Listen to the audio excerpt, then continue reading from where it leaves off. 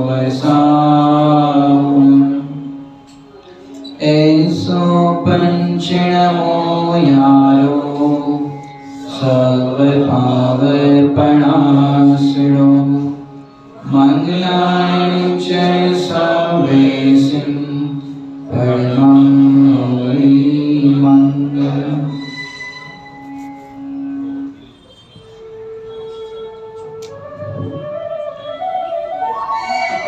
आज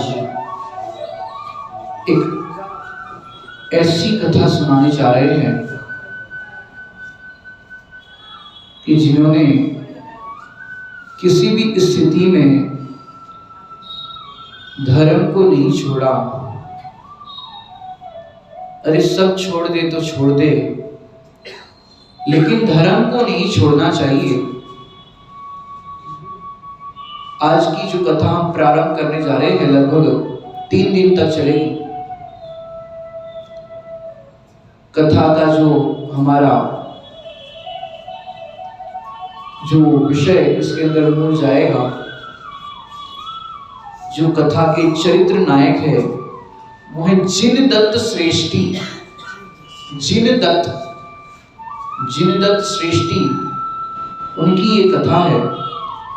ऐसे तो पुराणों में जिनदत्त नाम के अनेक सेठ हुए हैं, लेकिन आज जो कथा सुनाने जा रहे हैं ये सेठ अलग जिनदत्त है, क्योंकि नाम अनेक प्रकार के होते हैं और अलग अलग प्रकार के उनके जीवन वृत्तांत देखे जाते हैं।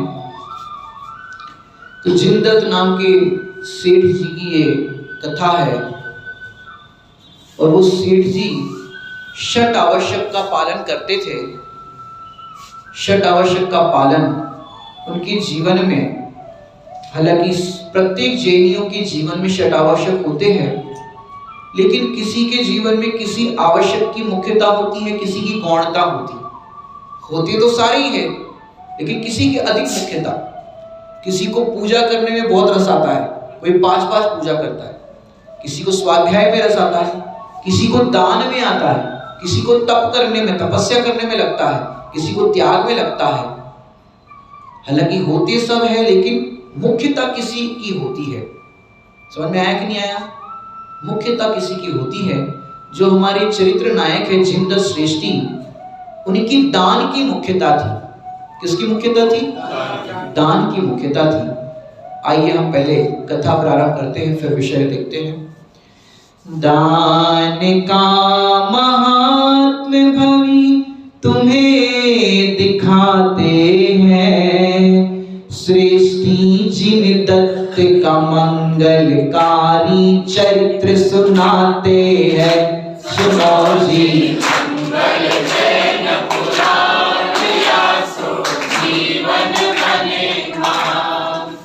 दान का महत्व बताने वाली ये मंगलकारी कथा हम सुनाने जा रहे हैं।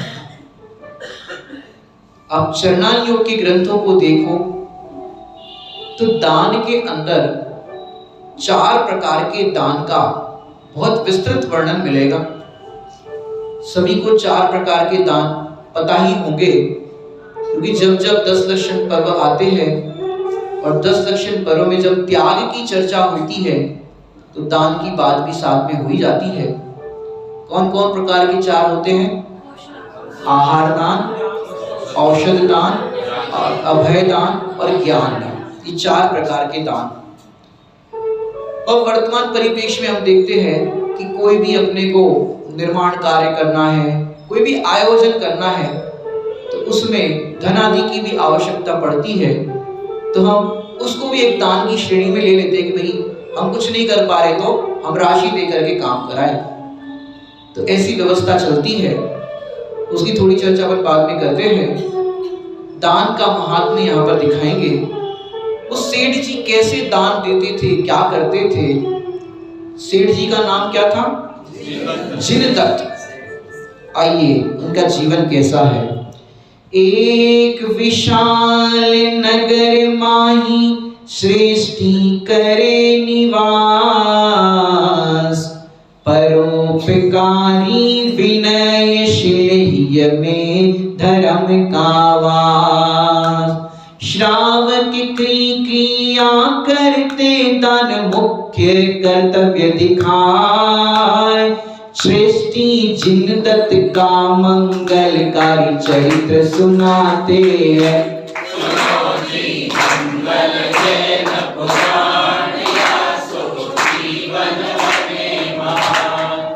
एक विशाल नगरी थी। अब आपको नगरी का नाम बताओ तो भैया कुछ पुराण के अंदर कथाएं आती है, नगरी का नाम नहीं मिलता। नगरी का नाम मिल जाए तो वहां का राजा कौन था ये नहीं मिलता। तो जो मिलता है उतना बताते हैं। अपने को गांव नगर या उससे महत्व नहीं है, वहां पर क्या उत्तम कार्य किया है उससे अपने को प्रेरणा लेनी है। तो जो मिलता है वही पुराण में आता है। एक विशाल नगरी और उसके अंदर एक श्रेष्ठी, नाम दिया है श्रेष्ठी, और अपभ्रंश होकर के वो सेठ बन गया। सेठ वर्तमान में सेठ जी बोलते हैं ना, तो श्रेष्ठी थे, श्रेष्ठ को फिर सेठ बोलने लग गए। तो वो सेठ जी जो थे जिनदत्त, वो परोपकारी थे। परोपकार तो सब समझते होंगे, दूसरे का उपकार। विनयशील थे और हृदय में धर्म का वास था। और श्रावक की 6 प्रकार की जो क्रिया कही गई है शतावश्यक, उसे करते थे। और उसमें दान जो है ये मुख्य उनका कर्तव्य था। शतावश्यक के अंदर दान उनका मेन था। बाकी सब तो करते ही थे, लेकिन दान की प्रमुखता ज्यादा थी कि दान बहुत करते थे। और क्या करते थे, इस क्रिया से न्यारे ज्ञप्ति क्रिया को दिखाते हैं। सृष्टि जिनदत्त का मंगलकारी चरित्र सुनाते हैं। सुनो जी मंगल जैन पुराण, सो जीवन बने महान। जो दान की क्रिया है, वो दान की क्रिया पहले क्या है, अध्यात्म अर्थ करते हैं कि जो दान देने की क्रिया, जैसे हाथों से अपन ने दान दिया, तो ये हाथ क्या है, जड़ है। और जो दान की सामग्री वो है क्या है, जड़ है। तो ये आपने हाथों से सामग्री दी, चढ़ाई या जो कुछ भी किया, ये तो हो गई जड़ की क्रिया। और मैं कौन हूं, चेतन। तो चेतन की कौन सी क्रिया है, तो यहां पर चेतन की क्रिया के लिए शब्द प्रयोग किया गया, ज्ञप्ति क्रिया। जो आप समय सार जी के 270 गाथा की टीका पढ़ोगे तो वहां पर बहुत सुंदर लाइन आई, ज्ञानमय पने के कारण सतरूप अहेतुक ज्ञप्ति ही जिसकी क्रिया है। ज्ञानमय अपना स्वभाव और कैसा है, सतरूप सत्ता है। और अहेतुक, अहेतुक का तो बहुत अच्छा अर्थ होता है, 1 घंटे तक चर्चा चले अहेतुक शब्द पे। सरल भाषा में कहे अहेतुक का मतलब कि जिसका कोई हेतु नहीं।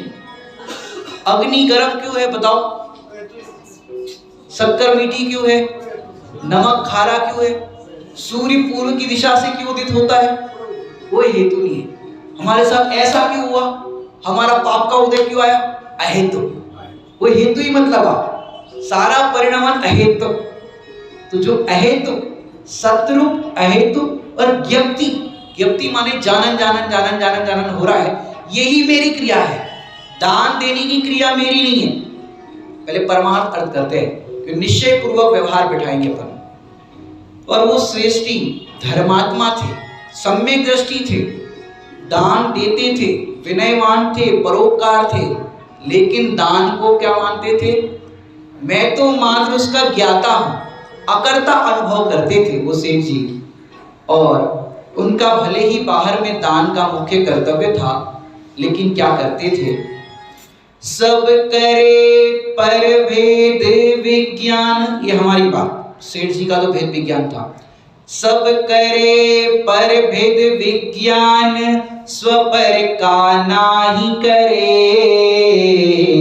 श्री गुरु कहे वह मोक्ष मार्ग का निमित्त नाही पड़े।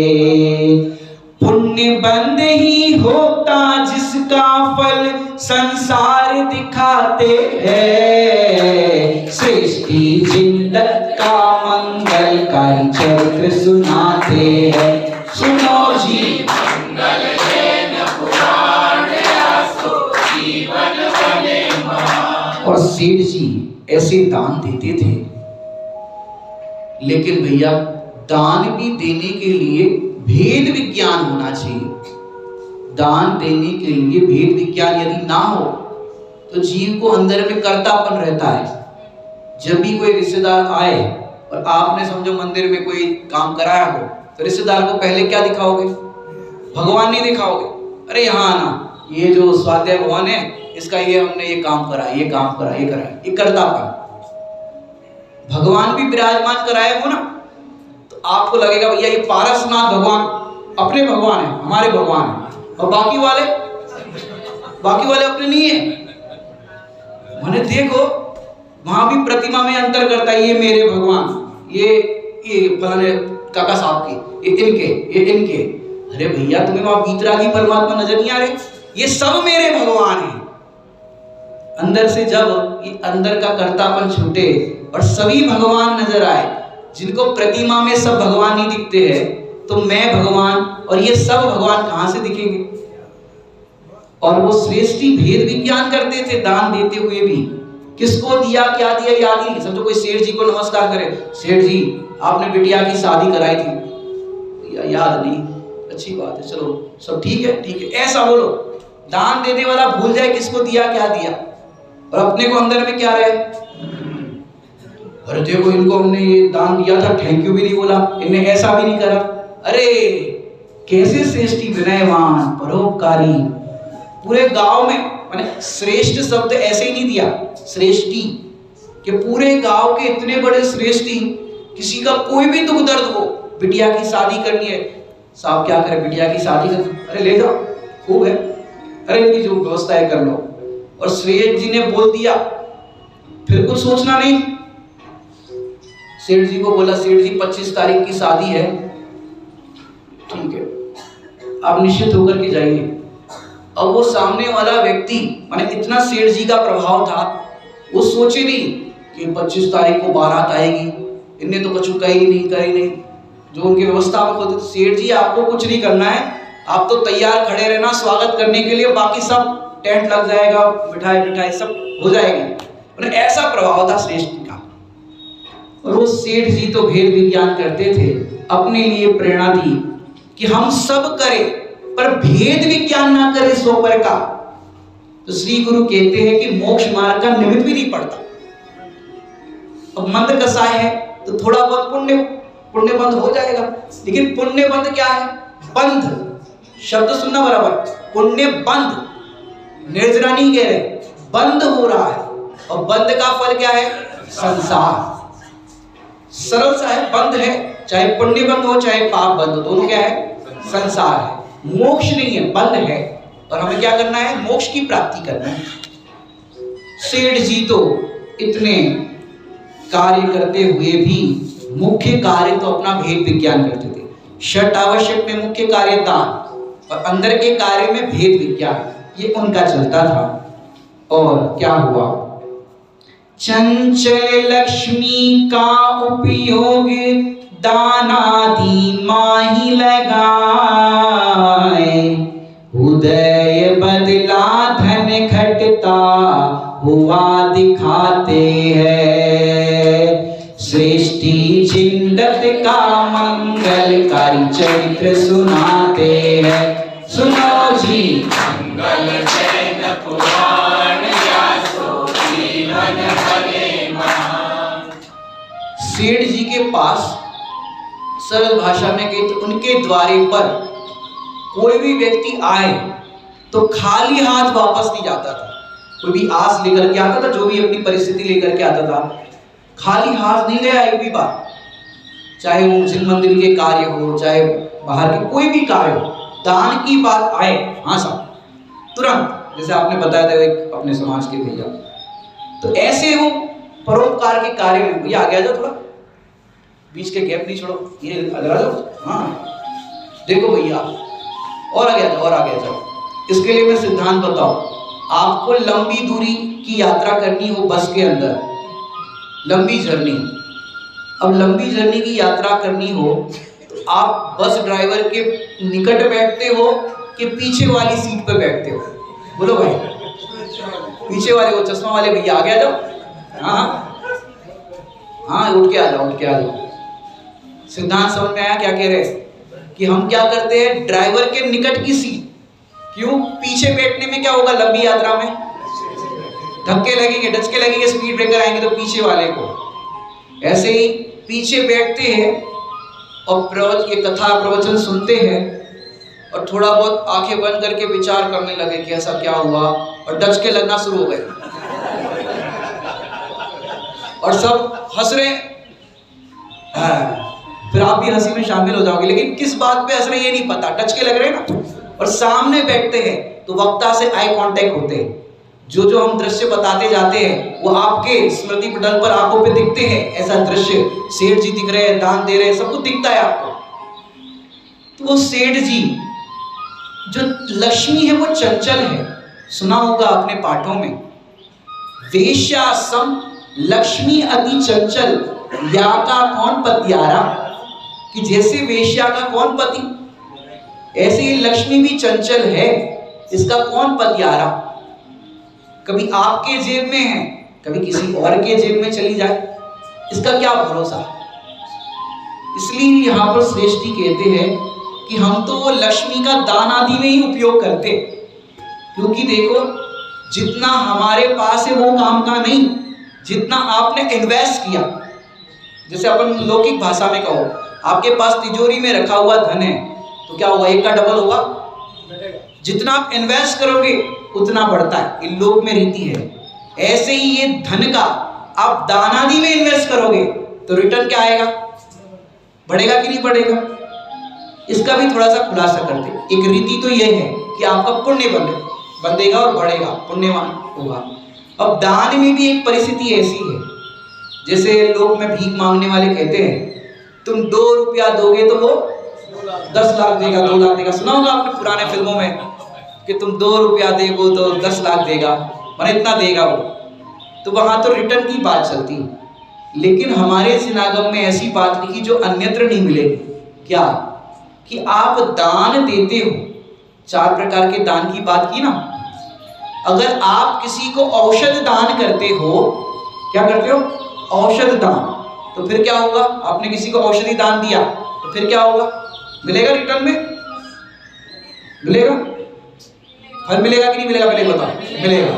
अब सोच, इसमें विचार करो, यदि आप किसी के कैंसर के रोग का इलाज कराओ, बराबर, अब रिटर्न में क्या होगा भाई, अगर मिलना है तो, कि पहले आपको कैंसर होगा फिर कोई इलाज करेगा ऐसा होगा।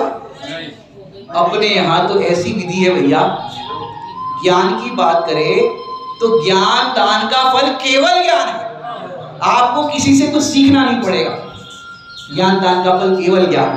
तीर्थंकर भगवान बताओ किससे सीखते, ज्ञान दान का फल केवल ज्ञान। औषध दान का फल क्या है कि निरोग अवस्था, शरीर का साता वेदनीय, आपको कोई तरह का कष्ट नहीं होगा। एक पूर्व में कथा अगर आपने सुनी हो तो धन्य मुनिराज की कथा, औषध दान की सुनिए, भैया जी ने सुनाई, चलो अवसर होगा तो सुना देंगे आपको। तो औषध दान का फल आपको निरोग शरीर मिलेगा। आहार दान का फल आपको आहार की जरूरत ही नहीं पड़ेगी, अनाहारी स्वरूप में निमग्न होकर के भगवान बन जाओगे। हम किसी को आहार दान करें, फिर कोई उसके, कई लोग तो सोचते भैया अपन ने आहार दान कराया होगा तो हम मुनि बनेंगे तो हमको भी मिलेगा रिटर्न में। अरे तुम्हें आहार की जरूरत ही नहीं पड़ेगी। 6 महीने तक बताओ आहार का विकल्प ही नहीं आया आदिनाथ को, आया विकल्प मुनिराज को। अरे ऐसे कितने हुए मासों उपवासी। तो ऐसा होता है इसका फल, उन्हें रिटर्न मिले ऐसा नहीं, आपको जरूरत ही नहीं पड़ेगी। और वो सेठ जी तो जो भी होता था दान आदि में उपयोग करते थे, यही उनका काम था। लेकिन उदय बदला, और उदय बदलते से ही क्या हुआ, धन आदि घटते हुए नजर आए। और जब घटते हुए नजर आए तो क्या हुआ, देखो इसमें भी सीखने वाली बात। देखो समझो साल भर में वो जितना भी दान देते, अब उसमें उदय बदला, तो उदय बदलते से ही क्या हो गया, बाहर की व्यवस्था का संयोग का कि धन इनकम कम होने लगी। आप होते तो क्या करते भैया, आप समझो साल का 1 लाख रुपया दान देते हो, सरल दृष्टांत 1 लाख रुपया दान देते हो, और आपका जो भी बैलेंस शीट का रेशियो है वो कम हो गया, तो बताओ कि भैया क्या करोगे? हाँ, कम कर देंगे ना। अब ज्ञानियों की सोच देखो कि पूर्व पाप के उदय से, लोक व्यवहार की भाषा है, व्यवहार की भाषा में ऐसे ही कहेंगे, पाप के उदय से आपकी लक्ष्मी आदि कम हो रही। अब तुम जिससे पुण्य का इन्वेस्टमेंट होकर के बढ़ना है, अब तुम दान कम कर दोगे तो वहां क्या होगा? तुम यहां माइनस करोगे तो वहां माइनस करेगा। देखो कैसा गजब का चिंतन। सेठ जी ने भले ही इनकम कम हुई लेकिन जो दान आदि की प्रक्रिया थी वो चालू रखी, क्योंकि देखो संयोग का उदय बदला, धन घटा लेकिन परिणाम नहीं बदले। ये देखो ये सीखने वाली बात, परिणाम नहीं बदले सेठ जी के। इसके लिए अपने को एक शिक्षा लेनी है उदय से कि कभी कभी हम दान आदि की बोली लेते हैं, भाई हमारा भाव है दान देने का। तो इसका ये एक बहुत सुंदर आपको एक चीज बताए, क्योंकि जब हम दान देते हैं तो दान देने के बाद कई बार परिणाम हमारे उतर जाते। जैसे आप भगवान के कलश की बोली लेते हैं ना, भगवान का 4 कलश होते हैं, पहला कलश इतने में गया, दूसरा इतने में, अब चौथा कलश, लास्ट एक कलश। अब लास्ट कलश के लिए लोगों के परिणाम ये होते हैं, कैसे परिणाम? ये अंतिम कलश है, मन की भावना मन में न रह जाए। तो पहले वाला जो पहला कलश था वो समझो जाए 10,000 में, दूसरे वाला कलश जाए 15,000 में, तीसरे वाला जाए 20,000 में, और चौथे वाला 51 में जाए। और अपने को लगा अरे चौथा कलश 51 में ले लिया, इससे अच्छा तो पहला वाला 10,000 में ले लिया होता, और उन्होंने पहले क्यों विचार नहीं किया? अब 51,000 दान भी दे रहे लेकिन परिणाम डाउन हो गए। होते कि नहीं होते?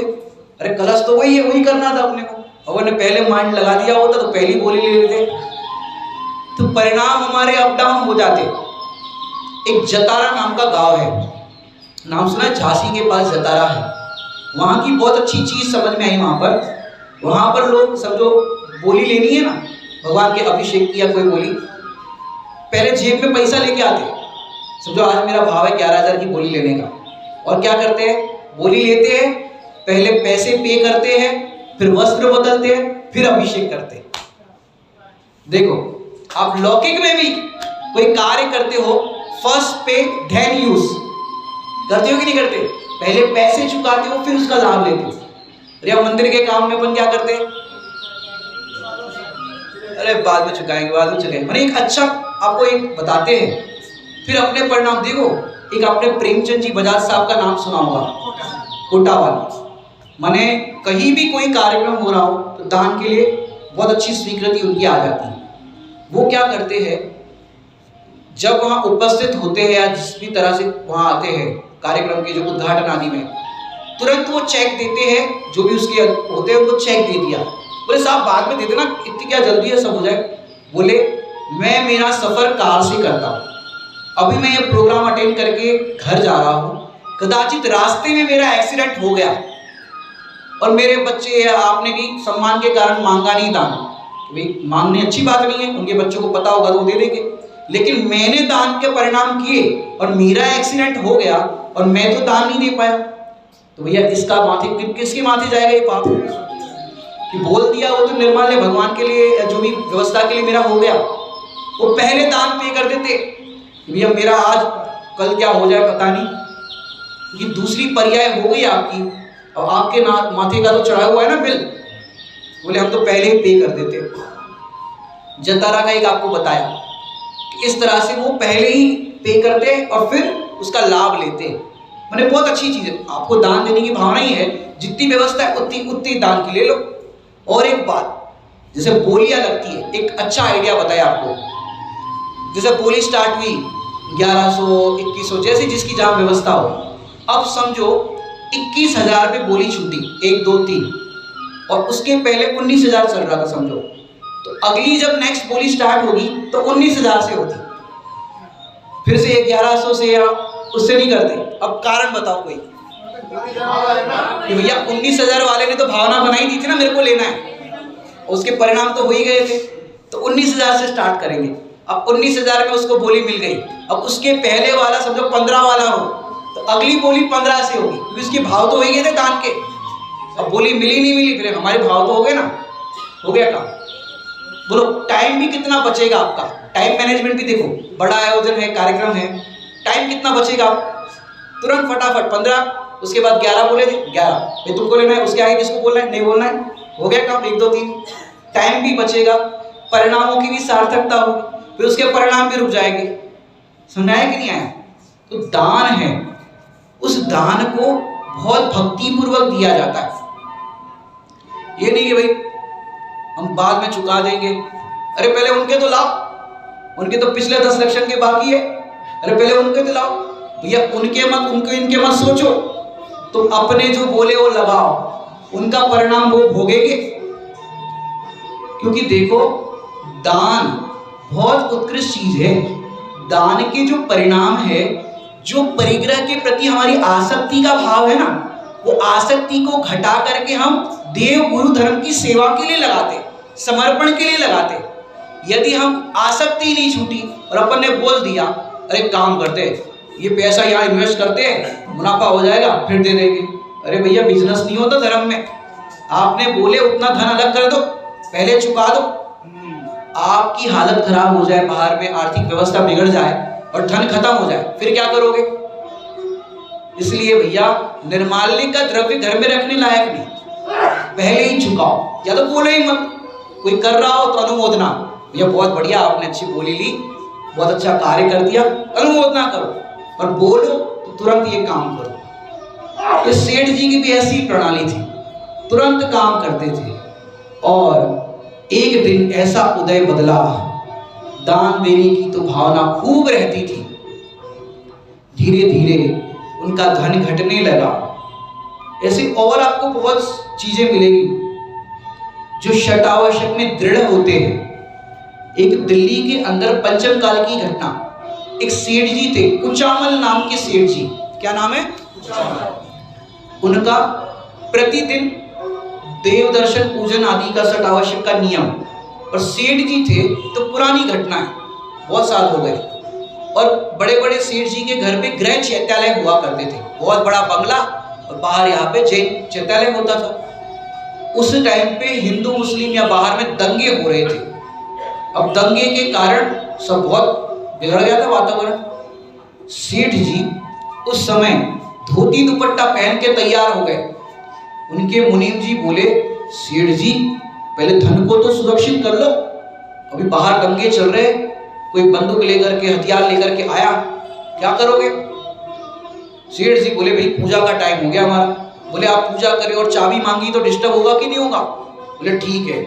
उन्हें शुद्ध वस्त्र उतार करके शुद्ध जगह पर रखा, सामान्य वस्त्र धारण किए, तिजोरी को खोला, तिजोरी में जो धन, रुपया, पैसा, हीरा, मोती जो कुछ भी था, बाहर आंगन में तखत बिछाया, चद्दर बिछाई और पापड़ की तरह सुखा दिया, और शुद्ध वस्त्र पहने भगवान के चैत्यालय में गए और पूजा शुरू कर दी।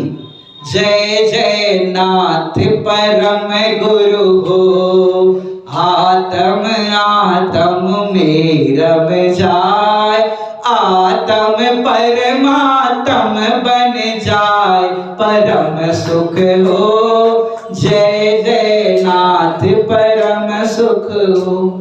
डाकू आए, लूटने वाले आए। सरदार ने बोला, जहां भी देखो लूट के आओ। फटाफट डाकू लोग जो भी थे, लूटने वाले आए।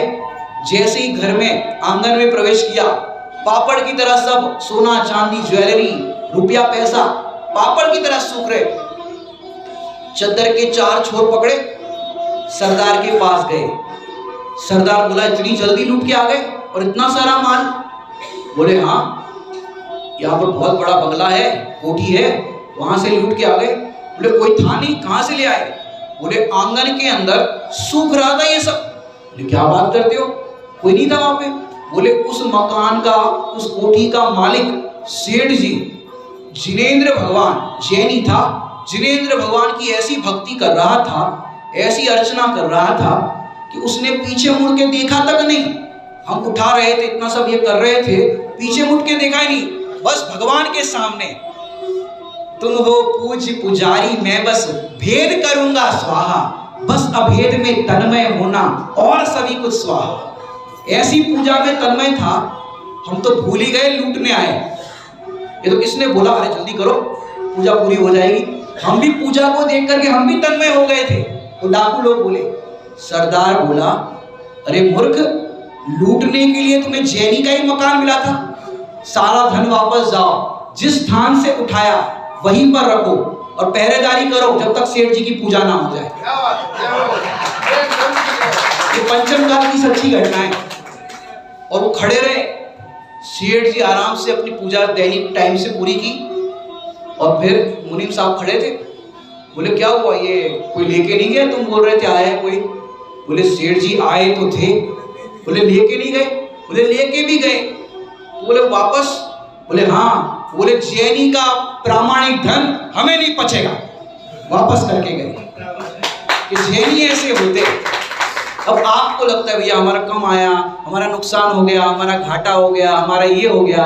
अरे जैनियों के घाटे नहीं होते, बाहर में धनादि की हानि होती है ना, ये तो संयोग में आना जाना होता रहता है। हमारे में क्या फर्क पड़ता है, रोज दाल रोटी सब्जी चावल आप जो खाते हो सुबह से शाम, बताओ उसमें फर्क पड़ा? मंदिर आते हो, जो काम करते हो शतावश, उसमें फर्क पड़ा? भैया जैनियों को फर्क नहीं पड़ता ये सब। और वो सेठ जी का देखो, और वो पहरेदार कर रहे थे। सोचो, सच्ची घटना ही। माने इतने जैनियों का जीवन निष्प्रय होता है। अरे भगवान की पूजा मतलब पहला काम, भगवान की सेवा, स्वाध्याय, शत आवश्यक, ये पहला काम, बाकी सब बाद में। क्यों? हमारा जीवन तो प्रभु की सेवा के लिए है, और प्रभु की सेवा करते करते वो हमें आत्मा की सेवा कैसे की जाती वो बताते हैं। और रात्रि में एक बार ये जिनदत्त सृष्टि विश्राम कर रहे थे, और विश्राम करते करते एक स्वप्न आया।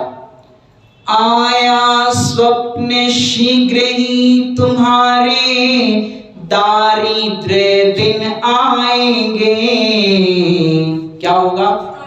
दारिद्र्य दिन आएंगे। सेठ जी ने सपना देखा, दरिद्रता के दिन आएंगे। सेठ जी सपने में भी सम्यक सोच है। देखो, जैसे ही देखा कि भाई भविष्य ऐसा आ रहा है सपने में कि दरिद्रता आएगी, सेठ जी सपने में भी सम्यक सोच कर रहे हैं। प्रभु भक्ति के रहते हम ना दारिद्र्य कहाएंगे, जो भी होगा सहज भाव से स्वीकार करते हैं। श्रेष्ठी जिंदत का मंगलकारी चरित्र सुनाते हैं। सुनो जी मंगल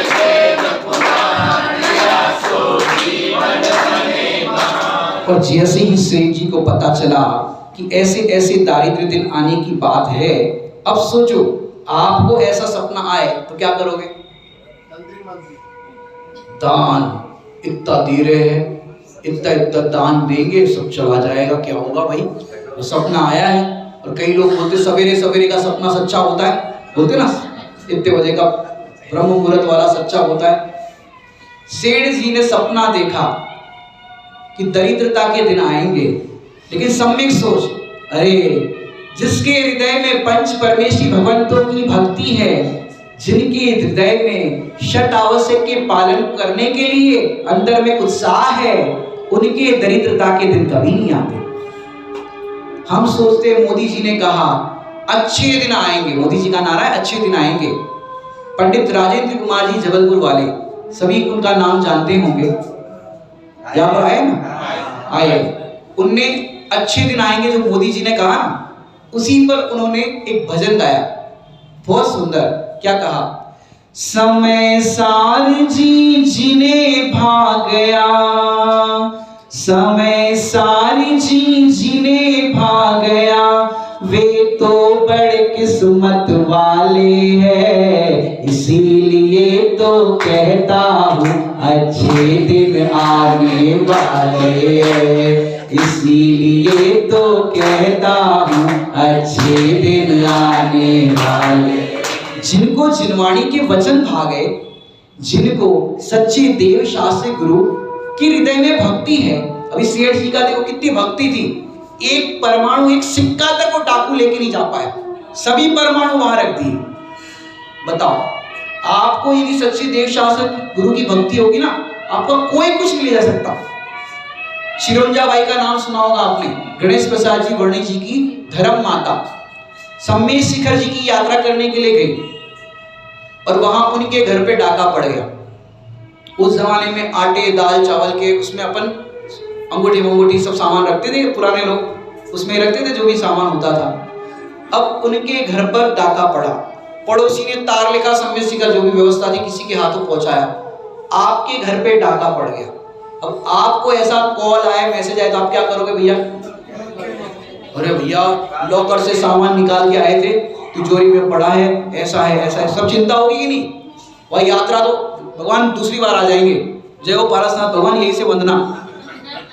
आप तो वापस रिटर्न टिकट कटा लेते। चिरंजा बाई ने विचार किया, यदि धन चला गया होगा तो हम तो कुछ कर सकते नहीं है, और रह गया होगा तो रह गया होगा। शांति से पूरी वंदना की, पंचतीर्थ की, शांति से गए घर पर। और जब घर पर जाकर के देखा तो सारा माल सुरक्षित और आटा दाल चावल सब फैला हुआ। चोरों ने सब देखा था, टटोल के नहीं मिला। और जो चिल्लर वगैरह लेडीज लोग रखते ना, कुछ काम पड़ते थे चिल्लर वगैरह, वो गुस्से में चिल्लर भी फेंक के गए चोर, कुछ मिला ही नहीं, एक चिल्लर भी ले जा नहीं पाए। बताओ, ऐसे धर्मात्मा के जीवन में इतनी इतनी घटनाएं होती है, उनका दृढ़ श्रद्धान देखो, तीर्थ यात्रा के प्रति, भगवंतों की भक्ति के प्रति, दान देने के प्रति। ये जिंदत सेठ का देखो, माने लोगों को मन में विश्वास ही नहीं होता है कि भैया दान जो होता है वो उत्तम कार्य होता है। ये परिग्रह है वो चंचल है, इससे हमारी आसक्ति घटा करके देखो, पहले में पहले आसक्ति घट रही है, अभी दे दो, बाद में आसक्ति तीव्र हो गई तो नहीं दे पाओगे। अभी भाव बनाए दे दो, कल का क्या भरोसा भैया। जैसे एक बार 5 पांडव की घटना आती है। एक भिखारी भीख मांगने के लिए आया, युधिष्ठिर बोले कि कल आना, तो अर्जुन आदि जी थे, बोले सुनो सुनो सुनो, मेरे भाई ने काल को जीत लिया है। बोले क्या बात करते हो? बोले आपने उससे कहा कल आना, कल दान क्यों देना, आज ही दे दो। कल का भरोसा है कि आप जीवित रहोगे कि नहीं, या ये जीवित रहेगा कि नहीं, दोनों का भरोसा नहीं है, तो आज ही दे दो। क्या तुमने काल पे विजय प्राप्त कर ली है? ऐसे ही भैया, यदि हमारे परिणाम दान के हुए हैं, कल करे सो आज कर, आज करे सो अब, फ्री हो जाओ, टेंशन नहीं लो सिर पे। और जो ऐसे परिणाम से दान देते हैं और निर्भर होते हैं, वो सामयिक में भी बैठ पाते, नाना प्रकार के विकल्प नहीं सताते। श्रेष्ठ जी को सपना आया कि दारिद्र्य के दिन आने वाले हैं, लेकिन विचार कर रहे प्रभु भक्ति हृदय में है, तो हम तो दरिद्री नहीं होंगे, मैं आत्मा हूं, मुझे तो कोई दरिद्रता आनी ही नहीं है, मेरा आत्मा का उपयोग भेद विज्ञान तो चलता ही रहेगा। और क्या हुआ, सवेरे उठे, आपको ऐसा सपना आएगा तो आप क्या करोगे भैया? सौरभ भैया, सपना आएगा तो क्या करोगे ऐसा? और वहां बाहर में धन घट रहा है, प्रैक्टिकल होता ऐसा ही है, लेकिन कई कई सपने सच भी होते हैं। अब उनका वहां पर धन घट रहा था और घटते घटते ऐसा सपना आ गया कि और सब पूरा खाली हो जाएगा, पूरा दिख रहा है। अब बताओ, सवेरे उठ के आप क्या करोगे? दान दोगे कि नहीं दोगे? कोई मांगने आया तो भैया हमारे ये प्रॉब्लम है और तुम हमको ही मांग रहे हो, हमारी व्यवस्था कमजोर है, तुमसे ही मांग रहे हो, आप नहीं दोगे। और सेठ जी ने क्या काम किया, देखो आनंद आएगा। उस ही दिन से दान क्रिया में दुगने उत्साह से बरते, दुगना दान दे रहे, ये जाने वाला है और अच्छे से दो। उस ही दिन से दान क्रिया में दुगने उत्साह से बरते, पर अचानक एक दिवस जल देखो मूसलधार बरसे। एक दिन क्या हुआ कि वहां पर जल मूसलधार वर्षा होने लगी। सेठ जी पुत्र पत्नी घर के अंदर विश्राम कर रहे थे और मूसलधार बारिश होने लगी और खूब बारिश हुई, बादल गरजने लगे। सेठ जी करे तो करे क्या, घर तो मजबूत था, सब कुछ व्यवस्था बढ़िया थी, लेकिन उस दिन ऐसा तूफान ऐसी बारिश आई, सेठ जी खूब बचाव की कोशिश कर रहे हैं, खिड़कियां बंद कर दी और भी जो स्रोत थे पानी के वो सारे उन्होंने कर दिए। लेकिन क्या हुआ, पानी की बाढ़ सृष्टि के ग्रह माही दिखाते हैं। सृष्टि जिन्नत का मंगलकारी,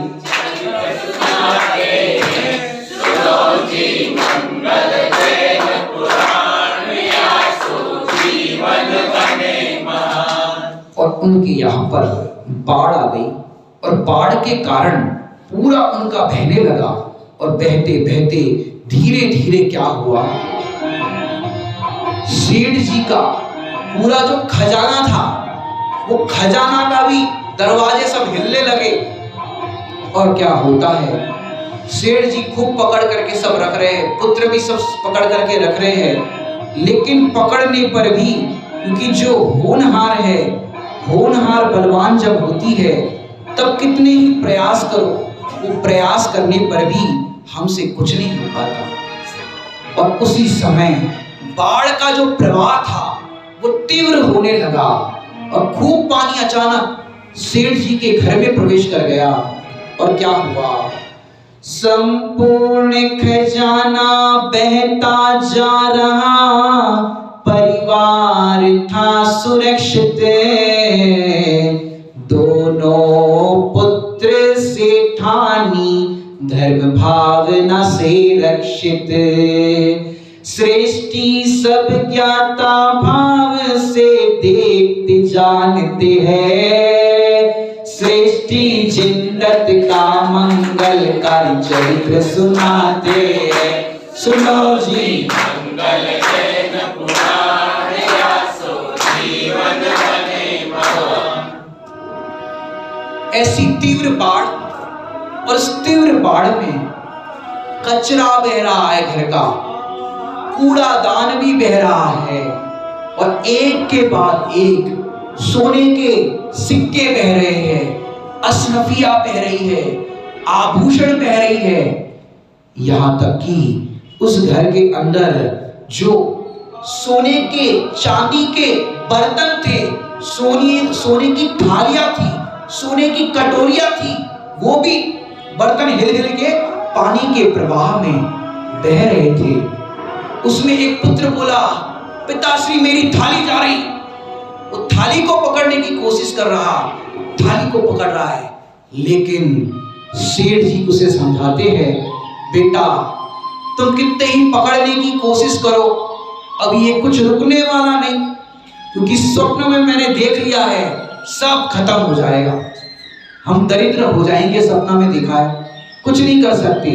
लेकिन क्या होता है, दो पुत्र जिन पालित व जिन रक्षित, धन की रक्षा को दौड़े, सृष्टि समझत बोले बस व्यर्थ ना दौड़े, उनके कहने से एक थाली पकड़ी एक किनारी पाते हैं, सृष्टि जिन्नत का मंगलकारी चरित्र सुनाते हैं।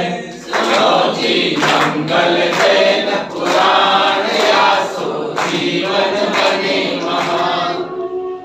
और एक थाली बच गई, उसको खींचा तो उसकी किनारी हाथ में आई। थाली की किनारी होती है, सोने की थाली थी और इतना पानी का प्रवाह कि वो टूट करके इतना सा पिस वो थाली का वो किनारी हाथ में आई और सब बह गया। अब क्या करे, सारा खजाना बह गया। सृष्टि कचरे को बहता हुआ देख रहे थे और सोना चांदी गहने इत्यादि सब बह रहा था, उसको भी कचरे के समान देख रहे थे। जैसे कचरा पुद्गल है, ऐसे ये सोना चांदी बाहर का वैभव भी पुद्गल है, सब में मान्या पुद्गल एक स्वभाव जो। और सेठ जी दोनों को पुद्गल की दृष्टि से देख रहे थे, ये सारो पुद्गल को खेल इनमें ना ही हमारों में। दृष्टिकोण ही ऐसा हो जाता है। और वहां पर क्या होता है, सारा खजाना बह गया वह देखते रहे, उदय के साक्षात ज्ञाता बनकर वो रहे। क्या कहा, सारा खजाना बह गया और उस उदय के साक्षात ज्ञाता बन करके रहे। आप बन करके रह सकते हो? रह सकते हो ज्ञाता बन करके? नहीं रह सकते। अभी मैं आपको रहने की कला बता दूं तो आप भी रह जाओगे। जैसे आपकी फैक्ट्री में, दुकान में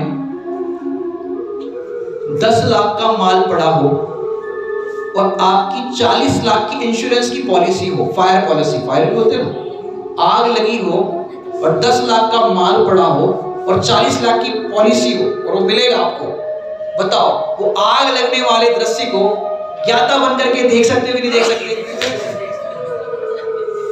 क्यों नहीं देख सकते? आनंद से देखेंगे वहां, ज्ञाता बन के नहीं। अरे अपन दृष्टांत में देखो ना, आप देख सकते हो कि नहीं देख सकते? देख सकते। क्यों? 10 लाख का नुकसान हो रहा है, वहां 40 लाख का फायदा है।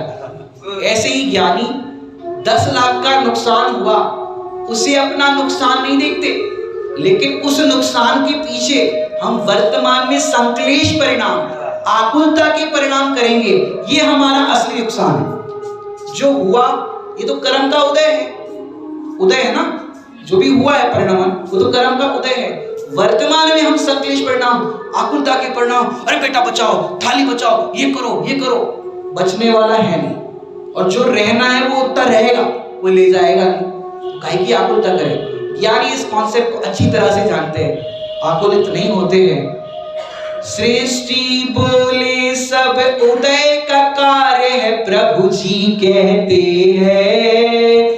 सृष्टि जिंदत का मंगलकारी चरित्र सुनाते हैं। सुनो जी मंगल जैन पुराण या सो जीवन बने मान। और सेठ जी ने जो बह रहा था, जो जा रहा था, उसके बारे में ज्यादा विचार सोच नहीं किया, क्योंकि जो होना है सुनिश्चित है, केवल ज्ञानी ने गाया है।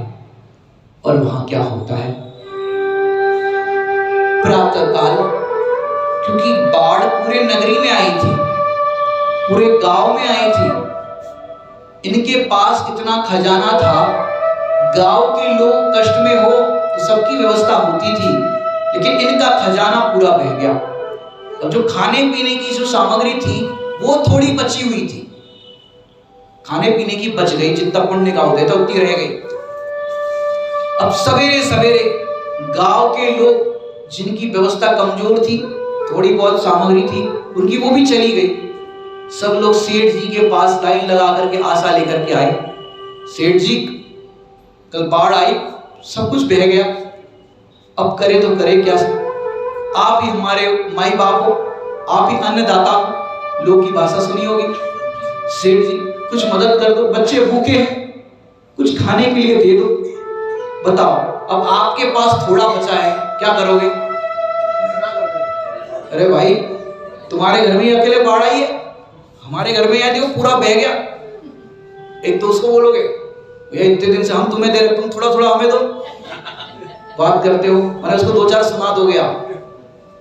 लेकिन सेठ जी का हृदय देखो, अरे आज तक हमारे द्वारे से कोई खाली हाथ नहीं लौटा और आज भी कोई खाली हाथ नहीं लौटेगा। अरे जीवन भर हमने दान दिया है और आज ये लोग हमारे सामने हाथ फैला रहे हैं।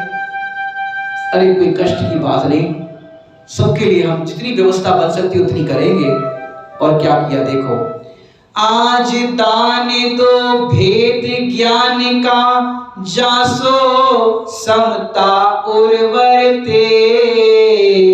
इस दशा में परिणाम न बिगड़े, प्रभु भक्ति में वरते। परिणाम न बिगड़े तो कुछ ना बिगड़ा, जिनवर कहते हैं। सृष्टि जिन दत्त का मंगलकारी चरित्र सुनाते हैं।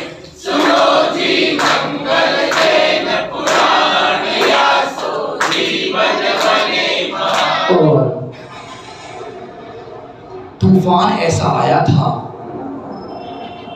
जिस तूफान के कारण सबकी धन संपदा, आटा दाल चावल सब कुछ चला गया था। वो काली रात सबके धन को खत्म कर गई थी। आप अपना फोन बंद कर दिया, किसी को दे दीजिए, बार बार बज रहा है, अंतराय बढ़ता है। 4 लोग देखते हैं, उनका भी ध्यान जाता है। क्या हुआ? सृष्टि विचार कर रहे थे कि प्रतिदिन भेद विज्ञान करते हैं, आज और भेद विज्ञान करके समता धारण करें, क्योंकि यदि इस परिस्थिति में परिणाम बिगड़े तो हमारा सब कुछ बिगड़ गया, और परिणाम ना बिगड़े और प्रभु भक्ति में लगे, दानादिक में लगे, ये तो अच्छी बात है। क्योंकि भैया सुख और दुख परिणाम अनुसार होते। किसके अनुसार होते? सुख उदय अनुसार नहीं, उदय अनुसार कहोगे तो ऐसा हो गया, अब नाव में बैठे, अब नाव को जो दिशा में जाना है जाओ, वो तो कहीं जाएगी जहां की हवा होगी। जैसे उदय तो जहां का होगा वहां परिणाम जाएंगे, लेकिन सुख दुख जो होते अपने परिणाम अनुसार होते। उदय चाहे पाप का हो, लेकिन परिणाम यदि आपके भेद विज्ञान के, तो पाप का उदय क्या करेगा? और सबको, जितने भी लोग उनके द्वारे पर आए, सबको जो कुछ दे सकते सबको दिया, कोई भी खाली हाथ नहीं गया। अब सब लोग चले गए। सेठ जी के पास पत्नी है, 2 बच्चे हैं, जिन पालित और जिन रक्षित। अब उनके पास एक पोटली के अंदर थोड़े से सूखे चना बच गए। अब सेठ जी सोचने लगे, हमारे पास इसके सिवा अब कुछ नहीं, और यदि कोई और आया तो ये भी हम दे देंगे, और घर में रहेंगे तो कोई ना कोई आएगा और हम मदद नहीं कर पाएंगे। इस द्वारे से कोई खाली हाथ नहीं गया है और हमारे पास ही कुछ नहीं है। और सेठ जी ने क्या निर्णय किया?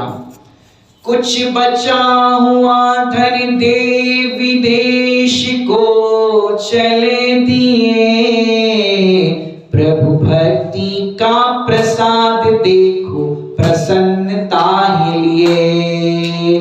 खाने को कुछ रखे वो साथ ले चलते हैं, सृष्टि जिंदत का मंगलकारी चरित्र सुनाते।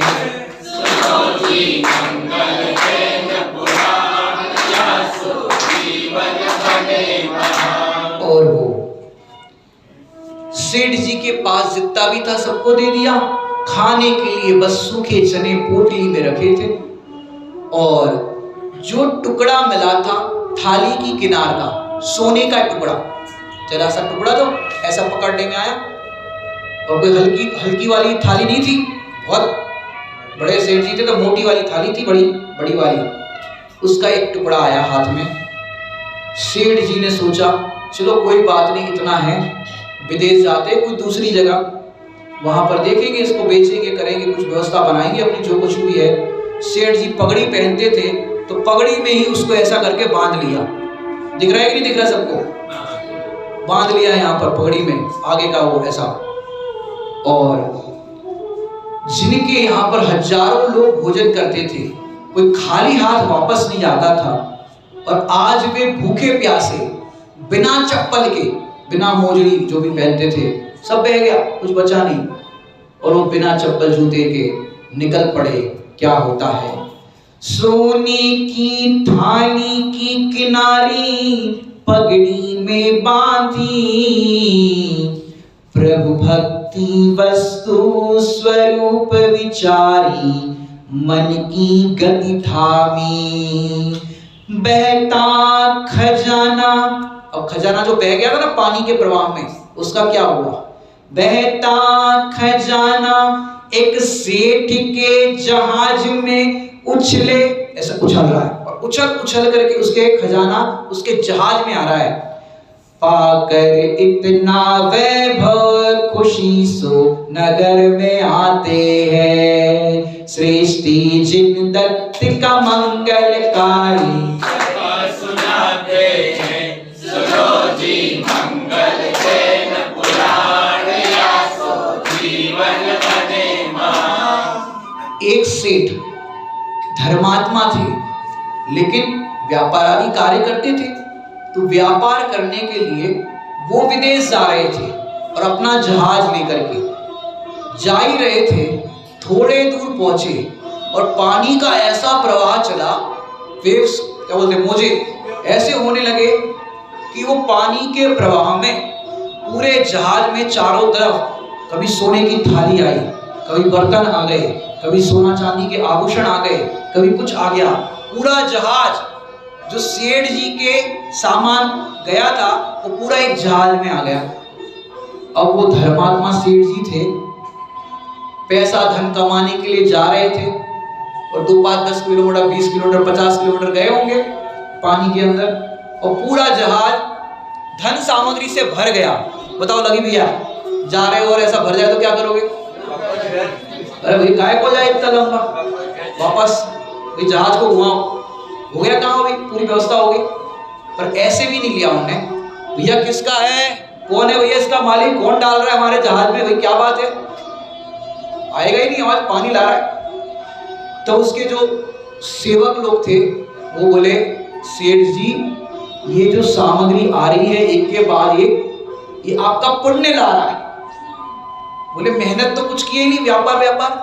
सेठ जी मेहनत से नहीं, सब पुण्य प्रमाण आता है। और सेठ जी सोचे, हम 1-2 साल के लिए धन कमाने विदेश जा रहे थे, अब हमारा समय इन सब कार्य से बच गया, अब ये समय हम आराधना में लगाएंगे, ये धन जो मिला है ये दानादिक में लगाएंगे। और वो सेठ जी जब नगर वापस लौटते हैं, पूरे गांव, पूरा जो गांव था, पूरे गांव का भोजन, शूल का निमंत्रण, जितने भी गांव के रहने वाले हैं, कोई दूसरे गांव से आए हैं, कहीं से भी कोई भी आया, कोई भी व्यक्ति हमारे यहाँ भोजन किए बिना नहीं जाएगा। और उन्होंने साथ में एक बात नगर में बताई कि भैया आज सबका भोजन है। बोले क्या बात है, कोई शादी है, उत्सव है, क्या है? बोले क्योंकि मुझे एक खजाना मिला है और वो खजाना मुझे समुद्र में मिला है। और ऐसा क्यों कहा? भैया किसका हो तो लेके जाओ, हमें नहीं चाहिए। देखो ये परिणाम देखो सेठ जी के, हमें नहीं चाहिए, जिसका वो लेके जाओ। अब किसका होगा तो लेके जाएगा, कोई है ही नहीं वहां पे, किसी ने नहीं कहा। और सब लोग का वहां भोजन हो रहा है। पहले भोजन कैसे होता था देखा होगा आपने, पंगत, लाइन से सब बिठाए, सबकी थाली लगी और ऐसा सब भोजन करो, भोजन ग्रहण कीजिए, ऐसा सबको कहते थे। और सबको भोजन परोसते थे बाकायदा। भैया एक लड्डू तो मेरे हाथ से लेना पड़ेगा। इस तरह से मनवार होता था। हमें नहीं करना ज्यादा भैया, नहीं तो जो पंडित जी बोल रहे थे पंडित जी को भी करो, ये जितना चाहिए उतने ही लेंगे, तो बोले कि मनवार कर रहे।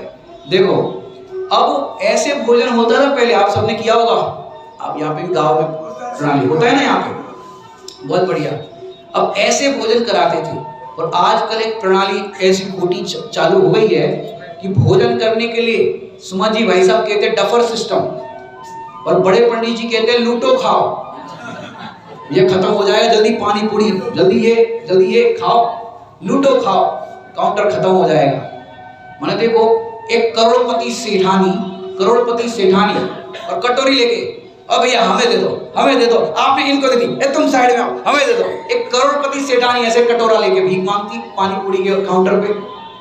बताओ करोड़पति सेठ, भैया हमें दे दो, बताओ कैसा लगता है? आप देखो वीडियो बना करके देखो कैसा लगता है, मांगने लग गए ऐसे, हमें दे दो। अरे भोजन तो कैसे किया जाता है? आप देखो पुरानी संस्कृति आपकी चल रही है, अच्छी बात है, ज्यादा नहीं कहते। और वहां क्या होता है, सेठ जी सबका भोजन करा रहे थे और क्या हुआ, पहुंचे जिनदत्त उसी नगर में एक वृक्ष तले भाई, सूखे चने खा रहे परिवार के संग भाई। और वहां पर एक पेड़ के नीचे वो लोग पहुंचते हैं और वहां पर पेड़ के नीचे पहुंचते उस समय क्या होता है कि सेठ जी पुत्र कहने लगे, पिताश्री अब हमसे चला नहीं जा रहा, भूख लगी है, कुछ खाने को दे दो। हाँ बेटा थोड़े चने रखे, आजा बैठ जा, छांव के नीचे बैठ जा। पुत्र, पत्नी और वो स्वयं पेड़ के नीचे बैठ गए। कहा तो उनकी सेवा के लिए कितने सेवक थे, पंखा झुलाते थे, सब परोसते थे, सब व्यवस्था थी। लेकिन आज ना उनके पास छत है, ना रहने के लिए घर है। अरे एक नियामत कवि हुआ है, नियामत, उनकी एक कविता आती है। एक कविता में उन्होंने ऐसा लिखा, नियामतें जो दुनिया कभी औरों को खिलाया करती थी, आज ढूंढते हैं उधर बदर दाने दाने के लिए। चादरे गुलाब पर जिन्हें मुश्किल से नींद आती थी, आज ढूंढते हैं ईंट तकिया लगाने के लिए। कि कहा क्या अवस्था थी और आज क्या हो गई। और वो चने खा रहे थे सूखे सूखे, लेकिन सेठ जी प्रसन्न थे। सम्यक दृष्टि प्रसन्न रहते हैं, चाहे कोई भी बात हो। और क्या बोले, हम बच्चे बोले हमारा खजाना लुट गया। पिताजी बोले धर्म ही वो खजाना, वो मूल है भाई। अरे लुटा नहीं तो कुछ नहीं, लूटा देखो ये भाई।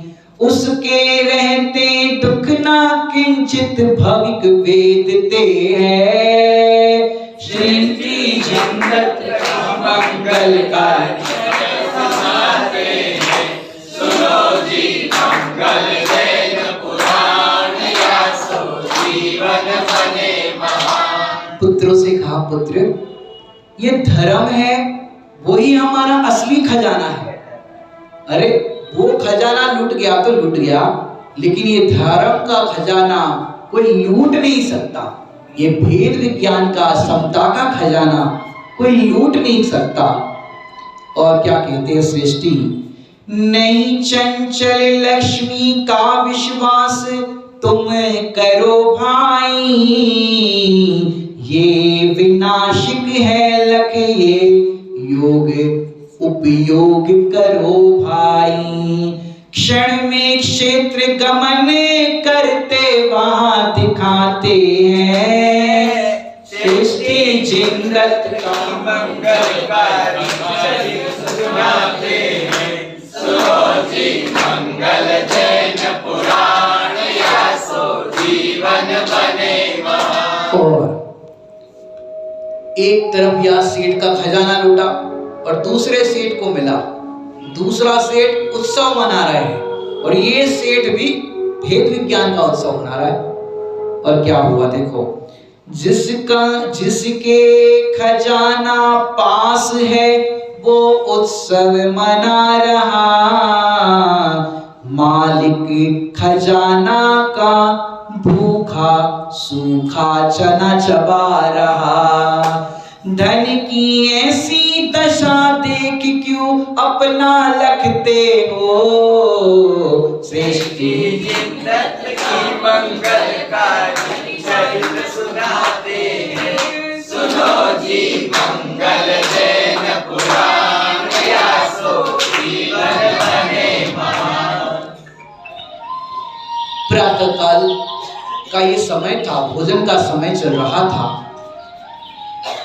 कहा वो सृष्टि जिसका खजाना है वो सूखा चना चबा रहा है, और जिसके पास वो खजाना पहुंचा है वो उत्सव मना रहा है।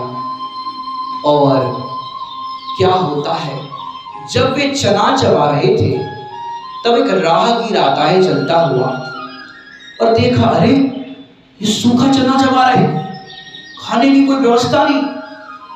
ओहो, तो वो राहगीर ने कहा,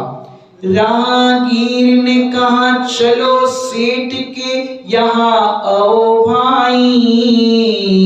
उत्तम भोजन मिलेगा क्यों भूखो तड़पो भाई।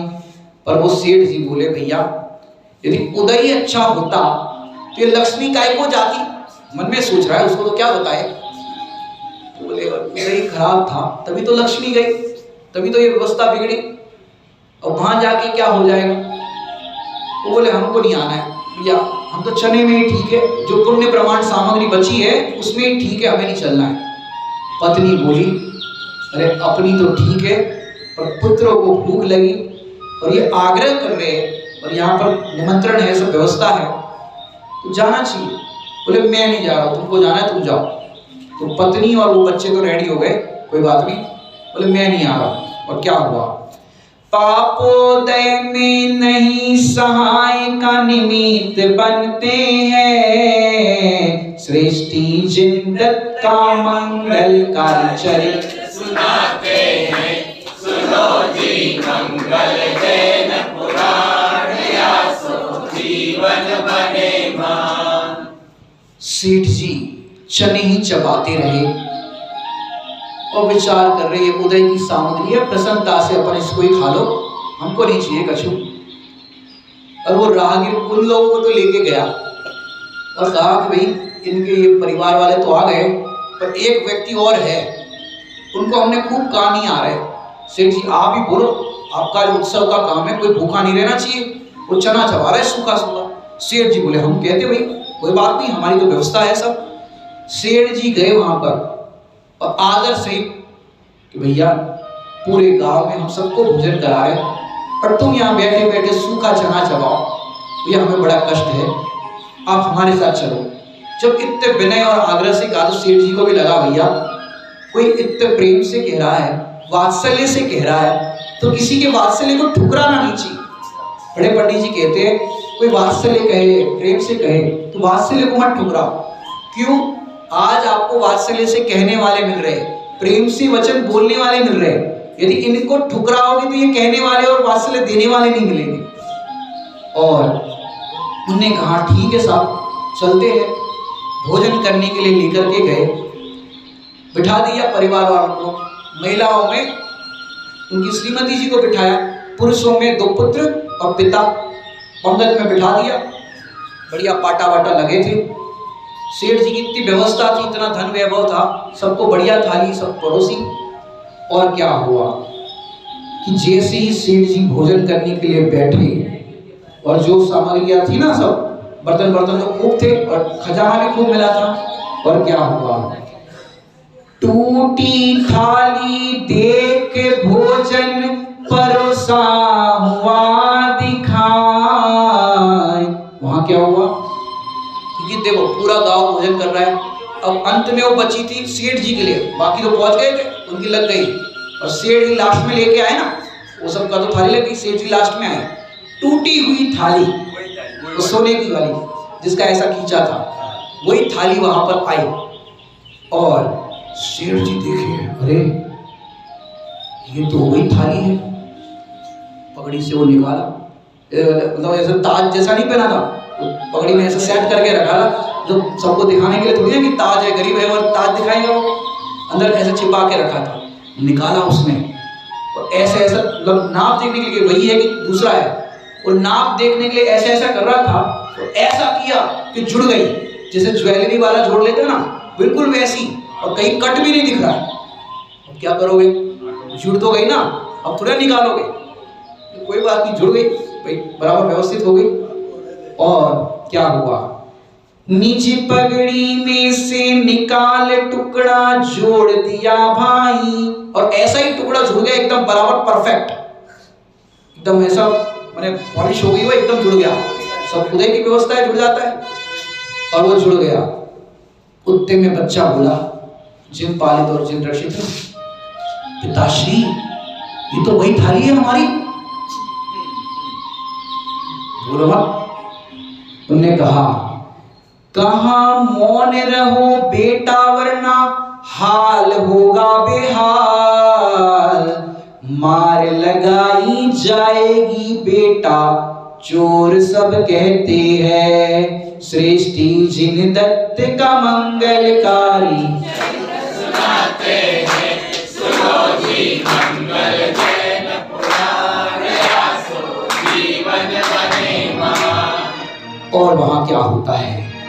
भोजन हो गया, लास्ट में ये लोग बैठे थे, सबकी थालियां धो करके रेडी हो गई थी, लास्ट में ये थे, इन दोनों की थालियां भी गई।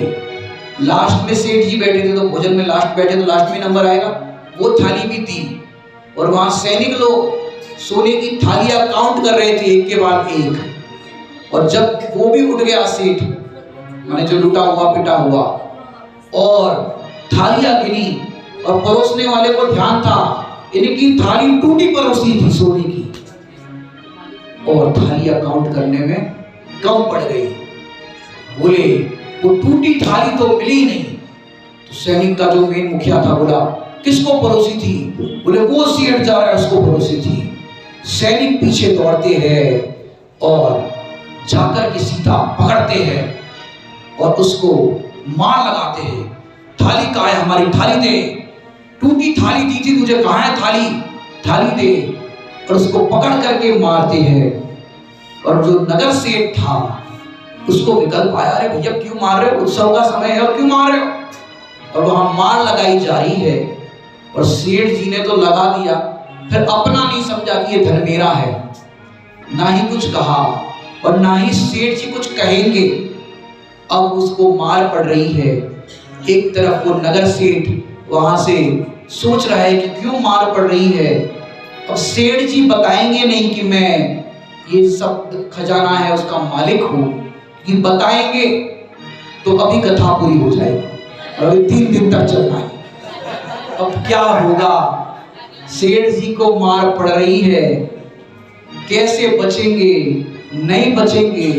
क्या उनको जेल में बंद किया जाएगा या फांसी पे चढ़ाया जाएगा? जानने के लिए देखिए अगला एपिसोड।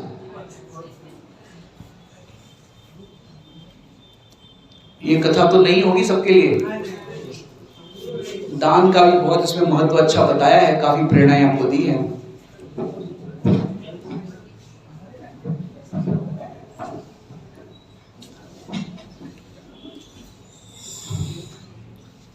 सृष्टि जिनदत्त की कथा में हमने सुनी है। श्रावक के सद आवश्यक में है, दान की एक प्रमुख रूप से आता है।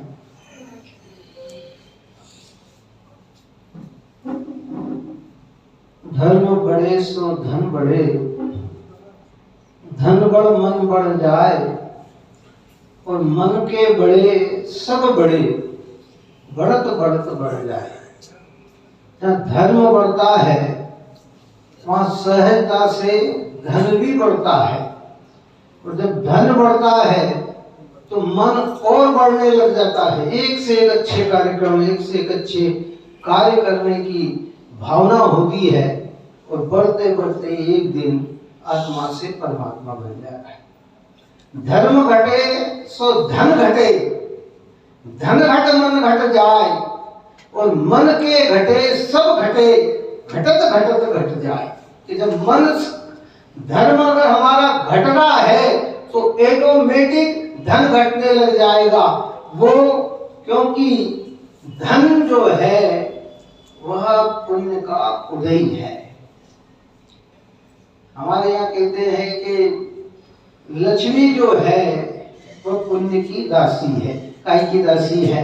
पुण्य होगा तो लक्ष्मी बनी रहेगी। धर्मात्मा पुरुष को पूर्व पुण्य के उदय से बाह्य संयोग मिलते हैं, तो उसकी भावना यही देती है कि इससे जितने अच्छे कार्य हो वो करता है। दूसरी बात यह है कि जैन धर्म के अंदर शक्ति प्रमाण तप और शक्ति प्रमाण त्याग की चर्चा है। काय की चर्चा? ये कथा तो बहुत ही उत्कृष्ट है, लेकिन हमारा चरणानुयोग ये कहता है कि दान का कार्य कभी कभी करने वाला नहीं है, धीरे धीरे करने जैसा है। कैसा ये दान का कार्य? ये नहीं कि पर्यूषण पर्व में एक दिन त्याग का धर्म आया और हमने कुछ दान दे दिया और हम सोचते हैं कि हमारे 364 दिन बहुत बढ़िया निकलेंगे। ऐसा नहीं। दान प्रतिदिन करने योग्य है, और दान देने के लिए योग्य पात्र भी चाहिए, है ना? उन पात्रों को भी दान दिया जाता है। और सबसे बड़े पात्र जो होते हैं हमारे यहाँ उत्कृष्ट में जो है निर्गंथ मुनिराज भगवंत होते हैं, अर्जिगाएं होती है, उसके बाद श्रावक और श्राविका होती है। उसके बाद जो दान की प्रक्रिया है वो एक व्यवहार है, एक लोक रीति है। क्या रीति है? ये लोक रीति है। और दान देने से धन कभी नहीं घटता है। दान दे धन नहीं बढ़ता है। जैसे नदी में से पानी पीने से नदी का पानी कभी भी कम नहीं पड़ता है, वो तो पानी का दुरुपयोग करे तो नदी सूख जाती है। ऐसे धर्म में धन लगाने से धन कभी खत्म नहीं होता है। हम धन का दुरुपयोग करें तो धन खत्म हो जाता है। इसलिए हर व्यक्ति को अपने परिणामों के अनुसार दान देना चाहिए। और इसमें बहुत सारी चीजें आई है, क्योंकि दान का अर्थ दिए और भूलो, आगे की ओर बढ़ो, है ना। आदमी सोचता है अभी तो देर है, तो फिर नए भाव क्यों भैया? अरे साहब अभी तो पुराने देना है, तो भी नए हम कहाँ से करें? ऐसे भाव उत्पन्न हो जाते हैं। तो कैसे?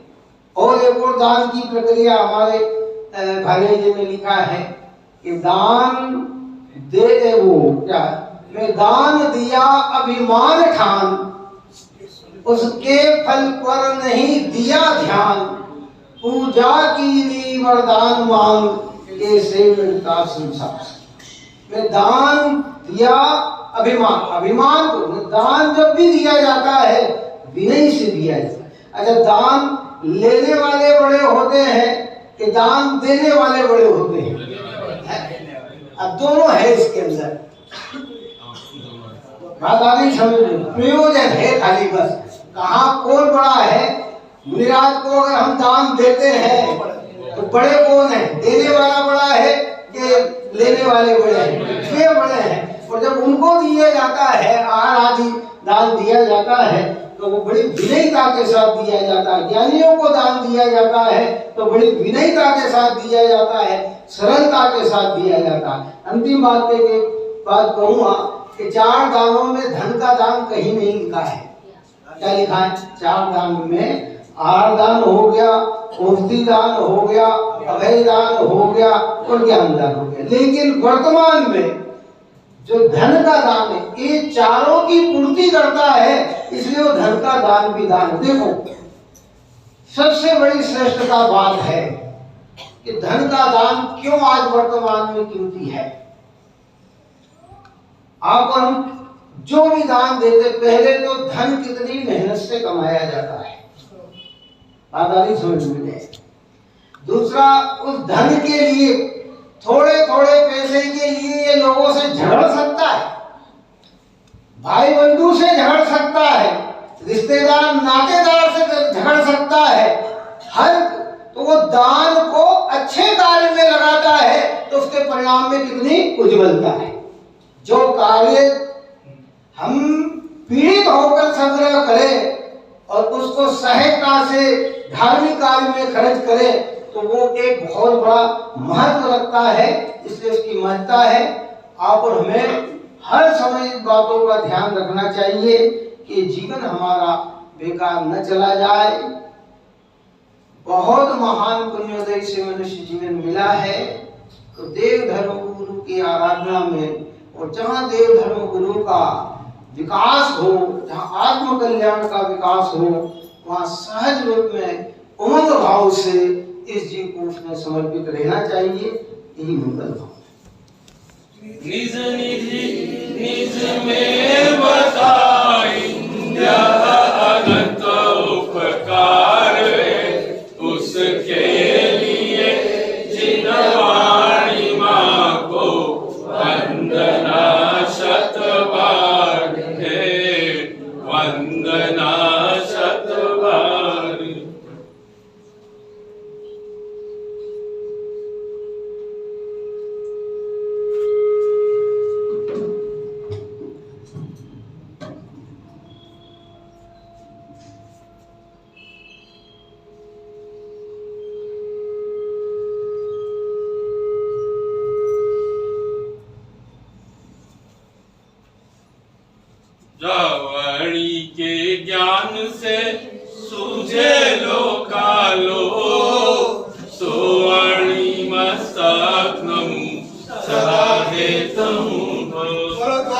शिरोमणि माता की जय।